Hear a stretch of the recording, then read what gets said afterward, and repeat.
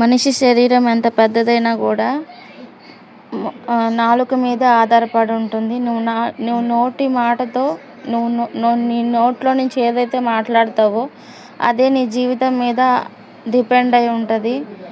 కాబట్టి నువ్వు దేవుని వాక్యమే మాట్లాడాలి, మంచి మాటలే మాట్లాడాలి. చెడు మాట్లాడితే అది శరీరానికి విషంగా తయారవుతుంది.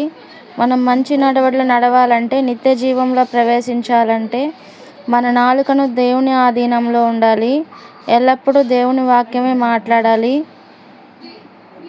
మనం దేవుని వాక్యం ఎంత తెలిసేదనేది మన నోరు చెప్తుంది, కానీ మనం జీవితంలో ఎంత ఎదిగేదనేది మటుకు నువ్వు వాక్యానికి ఎంత లోబడ్డావో చెప్తుంది. కాబట్టి దేవుని వాక్యానికి లోబడాలి, అపవాదిని ఎదిరించాలి. ఆమేన్.